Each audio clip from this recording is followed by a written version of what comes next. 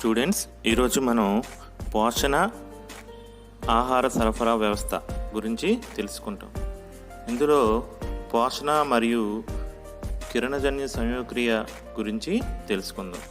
ముందుగా పోషణ అంటే ఏమిటి? జీవులు అన్నీ ఆహారం తీసుకొని బ్రతుకుతాయి. జీవులన్నిటికీ పెరుగుదల వంటి జీవక్రియలు జరుపుకోవడం కోసం ఆహారం అనేది చాలా అవసరం. జీవులు తీసుకున్న ఆహారంలో పిండి పదార్థాలు, ప్రోటీన్లు, కొవ్వులు ఉంటాయి. ఇవి జీవక్రియలు నిర్వర్తించడంలో సహాయపడతాయి. అంటే జీర్ణ వ్యవస్థ, ప్రసరణ వ్యవస్థ, నాడీ వ్యవస్థ, విసర్జక వ్యవస్థ ఇలాంటి వ్యవస్థలన్నీ పనిచేయడంలో ముఖ్య పాత్రను వహిస్తాయి.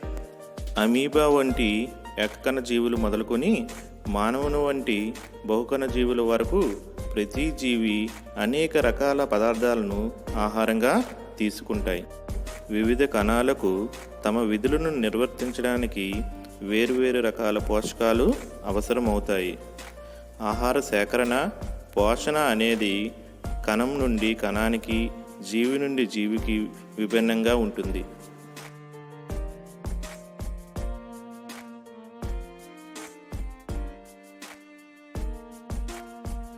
ఆహార సేకరణ బట్టి జీవులను రెండు రకాలుగా విభజిస్తారు.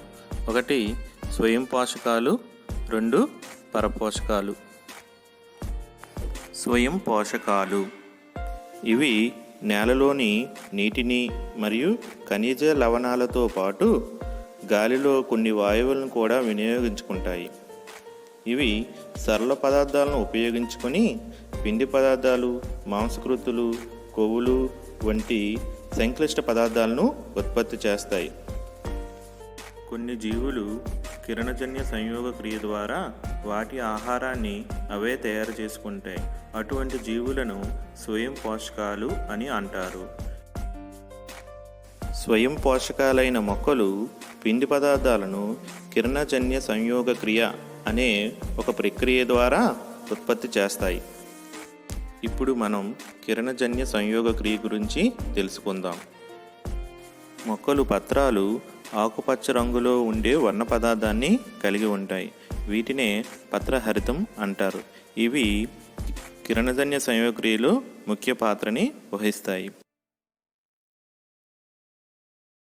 పత్రహరిత రేణువులు సరళ అకర్బన అణువులను సంక్లిష్ట కర్బన పదార్థాలుగా మారుస్తాయి.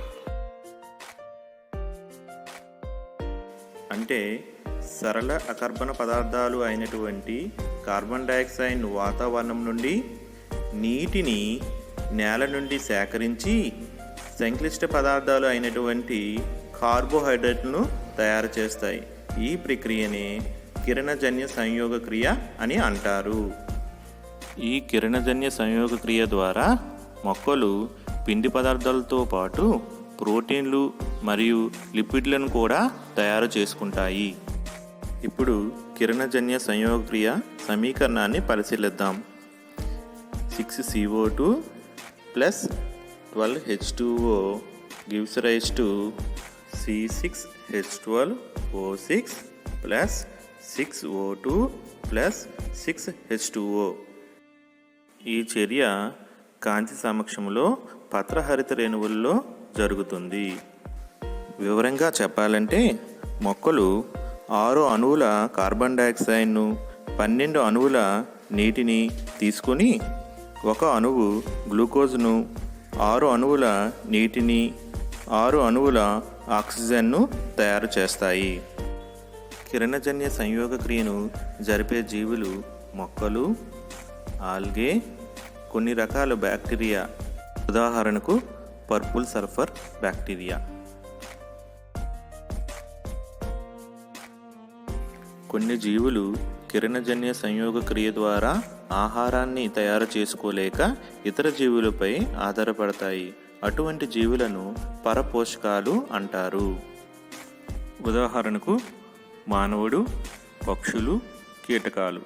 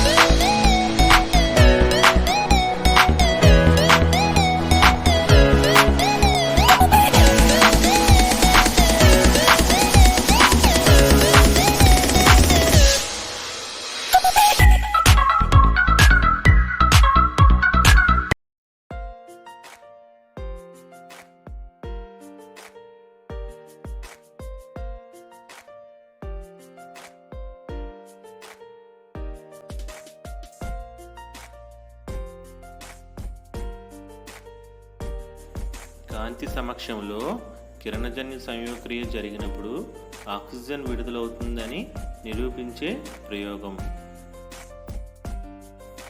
బొమ్మలో చూపిన విధంగా ప్రయోగానికి కావలసిన పరికరాలను సిద్ధం చేసుకోవాలి. ఎలోడే లేదా హైడ్రిల్లా మొక్క, గాజు బీకర్, ఫన్నెల్ అంటే గరాటు, పరీక్ష నాళిక టెస్ట్ ట్యూబ్, నీరుని తీసుకోవాలి.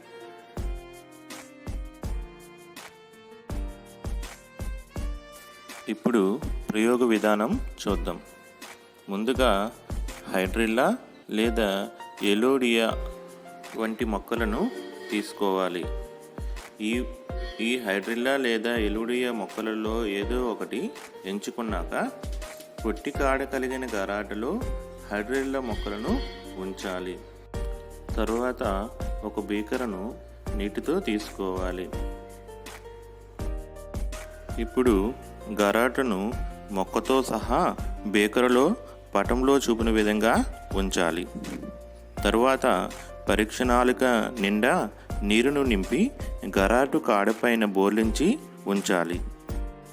ముఖ్యంగా బేకరులో నీటి మట్టం గరాటు కాడ కన్నా పైకి ఉండే విధంగా చూసుకోవాలి. ఈ ప్రయోగ నిర్మాణాన్ని 2 నుంచి 3 గంటల పాటు సూర్యరశ్మి తగిలే చోట ఉంచాలి. ఏకకాలంలో ఇలాంటి అమరికను ఒకటి చీకటిలో ఉండేటట్లు చూసుకోవాలి. 3 గంటల తరువాత పరీక్ష నాళికలో నీటి మట్టం పరిశీలించినప్పుడు నీటి మట్టం తగ్గుతూ ఆ ప్రదేశం గాలితో నిండుతున్నట్లు మనం గమనించవచ్చు. ఇప్పుడు గాలితో నిండి ఉన్న పరీక్ష నాళికను బయటకు తీసి మండుతున్న అగ్గిపుల్లను కానీ అగర్బత్తిని కానీ పరీక్ష నాళిక పైభాగంలో ఉంచినప్పుడు కాంతివంతంగా మండటం మనం గమనించవచ్చు. ఈ పరీక్షను బట్టి హైడ్రిల్లా మొక్కల నుండి వెలువడిన వాయువు ఆక్సిజన్ అని మనం నిర్ధారించుకోవచ్చు. స్టూడెంట్స్, మీకు 2 చిన్న ప్రశ్నలు. మనము హైడ్రిల్లా లేదా ఎలోడియా మొక్కలను ఎందుకు ఈ పరీక్ష కోసం తీసుకోవాలి? ఎందుకంటే అవి నీటిలో పెరిగే మొక్కలు కాబట్టి. పరీక్ష నాళికలో బుడగల రూపంలో ఉండే వాయువు పేరు ఏమిటి? బుడగల రూపంలో విడుదలైన వాయువు ఆక్సిజన్.